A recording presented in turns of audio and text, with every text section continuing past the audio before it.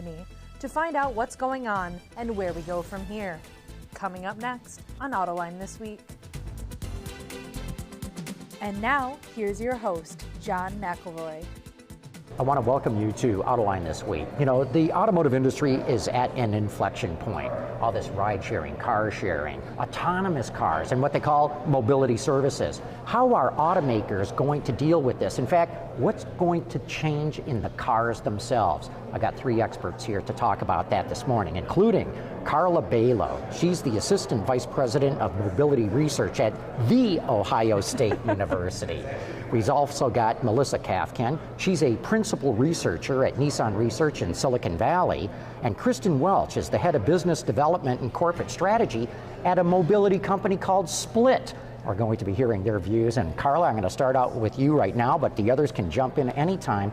What's your view of this switch from being traditional car companies, stampers and welders and all that, into mobility services? How do you see the transition going? Yeah, in my view, the entire auto industry is being so totally disrupted, and the change has to be integrated into the entire development process. When we talk about development processes today that are taking 5 years from idea to SOP. SOP being start of production. In the future, customers are going to expect these cars to be updated just like their cell phone. So you're talking life cycles of 18 months, maybe even 1 year in some cases, because these cars will never stop in a mobility service environment. Everything is going to change, the materials, the manufacturing, the sales channel. In my mind, it's going to be incredible.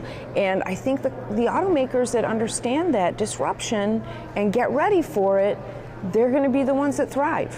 Okay, Melissa, you're at one of those car companies. What are you all doing? I am. Well, I sit in a research organization, so for us, these possibilities of what comes next are really exciting. There's all sorts of ways that we can bring technologies and ways of thinking that might have started somewhere else, in mobile devices, in other domains, and use that as a point of departure for thinking of what the possibilities for the future are. So I think that it is a stress in the organization to think about the timelines and scale for development and speeding that up, and we do see a little bit of a clash of different cultures, if you like, of who's bringing what into how to make things happen. But for the most part, it's very exciting and full of possibility about where these things will go. Good, and we got to get into more detail on that, but I want to hear from Kristin now, because Kristin, you're already doing it. Yeah. Tell us a little bit about your company and what it's doing. Sure, thank you. So SPLT is a mass model, mobility as a service, software company. We've created a mobility platform which is very malleable, very flexible. It can actually be used for corporate carpooling, university level carpooling, pooling into the center of cities. We're looking at the tech, though, as the thing that needs to change, as Carla was mentioning before. Constant change in the tech world is what we're really focused on. So we're taking our tech into car sharing, we're taking our tech into mobility in general, bus integration, fleet utilization, increasing fleet utilization, and working with OEMs and Tier 1s to make that happen using updated tech and a mobility platform. Melissa, you know, Nissan is one of these traditional car companies. In fact, it's Nissan, Renault, and now Mitsubishi has been added to the corporate umbrella here. What is the thinking inside the company? Are you really, truly looking, I know you're in the research end, but is the company really trying to reposition itself as a mobility company? I think that any of the companies right now have to be looking at this future and thinking about what it really holds. And I think there's a great deal of sincerity in that exploration of seeing what the possibilities are. So I don't want to speak on behalf of everything that might be going on. One thing that you find often with researchers is we sit in our own corner of things and often get lost in the weeds. Now, I sit in a very active corner in Silicon Valley where there's a lot happening and with us and others in the industry. And I think that, you know, everything that I see is that it's a very serious investigation into what those possibilities are for future mobility. The commitment is to safe transportation for people around the world in all different walks of life, and I think that we have a role to play in that. Carla, everyone has to be thinking about this, who is part of the traditional industry right now. You had a very successful career in the industry. Mm-hmm. Now you're standing out, looking in on the research part of it at OSU. What's your view? How prepared is the industry for this transition? Well, for me, one of the most compelling questions, quite honestly, is what is your company's brand identity in this new era of mobility? Right now, most automakers, it's the fun of driving, it's the ride and handling, it's the experience. But fundamentally, the customers today are buying the car not for that brand identity, it's for how easy it is to connect and how easy it is to surf.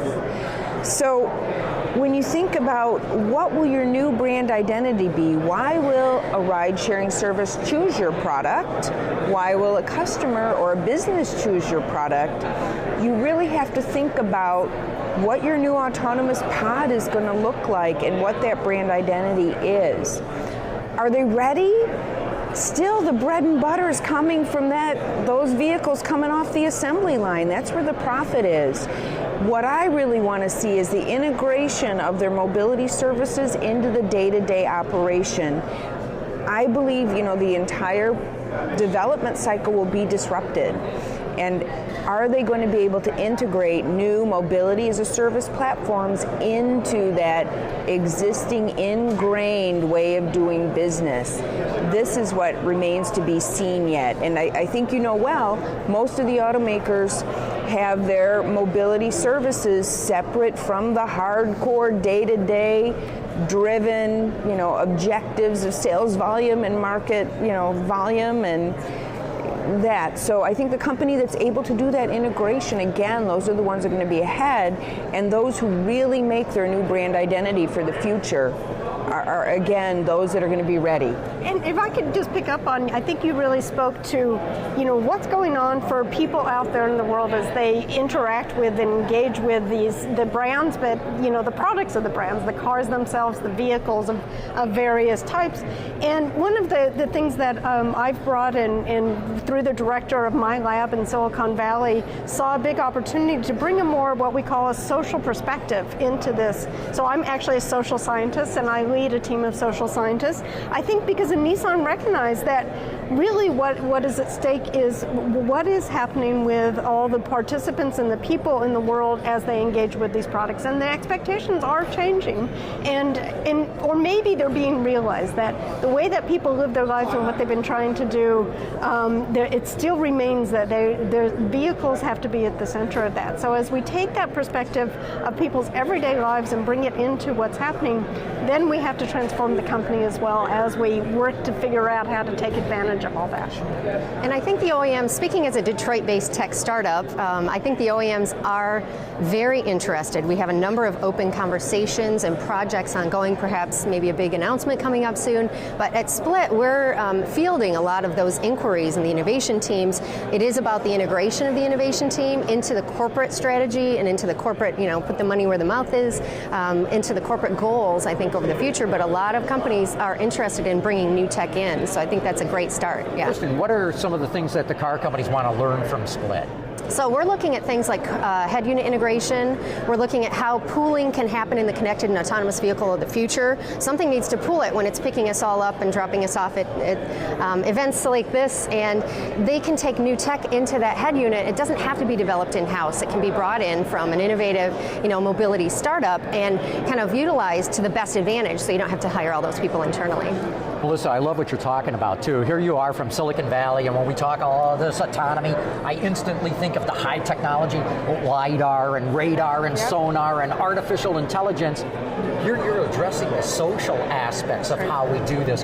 What are some of the issues that you're grappling with and trying to overcome? Yeah, well, I think that, many of us, maybe it comes from the social sciences, that the soft stuff is really the hard stuff. So what happens with people who are ever-changing, dynamic, and varied, and always will be, let's hope, that we have to sort of grapple with what that means for the implications of vehicles. So I'll just take a problem that we're focused on and working on, just to give you an instance of how things might shift in the future.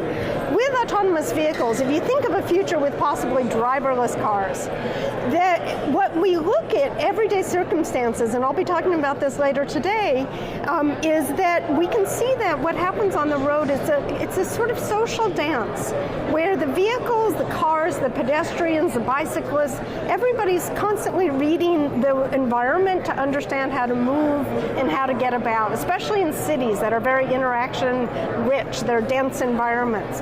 Well, a lot of that signaling is actually learned learned behavior. We have to know things like cars drive on the right or on the left. The driver gets into the left-hand side of a car. That's where the driver's seat is. So that's where you would expect somebody to be getting out if a car has stopped.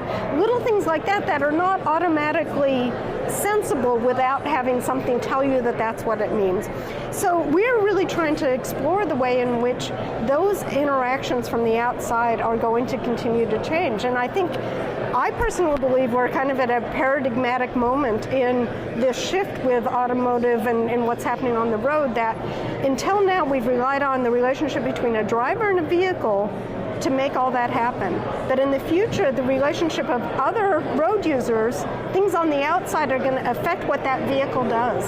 So it's a new interaction, it's a new source of control that is going to be, I think, very full of possibility, but also maybe at times a little scary what will happen as we sort out how that fits into place. And I think it's really interesting when we look at how to build trust in that product, both if you're inside the product and you're outside the product, so that people understand what it's planning to do, what it's thinking, how to show that to the customer. Today, I think we really struggle with that, and one of the things we're experiencing in some of our work at the university, should we put clear labels on autonomous vehicles so people know that it's, driving autonomously and may not understand who they are? Maybe we should, but the con of that is, if we do that, then we're distracting people around the vehicle that they may do something equally as dumb. So all of this research is really compelling, but the trust issue is a big one, and the figures currently show that a lot of people simply don't trust an autonomous vehicle that they can't control or feel they can't control. Go ahead, John. No, I was just going to add, of course people don't trust it. Most people have never seen an autonomous car. They definitely have never been in an autonomous car. They have no clue how it works. And when you don't know or understand something, you don't trust it. I think that can be overcome fairly easily. But Kristin, I want to come back to you on this issue of trust that's been raised, because you're addressing this with some of your peer-to-peer mobility. Explain that. Yeah, so what we do is we ride share in a corporate closed network environment. So it's people who work together at the same company or go to the same university or work downtown in a municipality together. And we've addressed that safety and security that other ride-sharing, ride-hailing enablers, tech enablers, have not really addressed. We've got people riding with the people they already know, perhaps, already trust because they work at the same organization. And we think that's really crucial to the success of the platform, keeping people engaged, keeping people involved. And I also love the focus on the externalities, like the social responsibility and things like that, because we're about safety and security, we're also about sustainability. So filling the spaces in cars that are already going to a specific site location is really a focus of Split. And also on our non-emergency medical transportation, we're working with equity and access. We're working with Lyft to get people to medical appointments that they would otherwise miss. So we're really focused on the social aspects as well. How do you get people to trust it then? I mean, I talked about they can overcome it. What are some of the steps that we're going to have to go through before the general public accepts these kinds of vehicles on the road?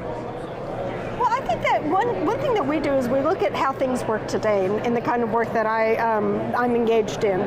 So we start from today's world and realize that there's so many resources at hand available in how people do things today that get to come forward. So if you think about it, there's already an enormous amount of trust that goes on the road. One of the things that people are worried about in this question of marking autonomous vehicles is if people know it's an autonomous vehicle, are they going to game it? Are they going to try to take advantage by saying, we know that autonomous vehicles, and they are right, are being developed to at all costs avoid an obstacle. That is a first principle. So they're going to try to avoid obstacles no matter what. So this could give license to others to jump out in front and say it's going to stop and not hit me. In fact, it's already happening. Well, there to a certain degree, it could already be happening. I mean, Google, now Waymo, has got videos. You can Google this and find it. And there's one, it's so disgusting. It's some guy buck naked dancing in front of the car just to get it to stop. So if that's already happening now, what happens in the future? Well, some of that, though, is the novelty effect and the fact that people are purposely playing. When we look closely at what happens at intersections on roads, if you stop to think about it, people could already do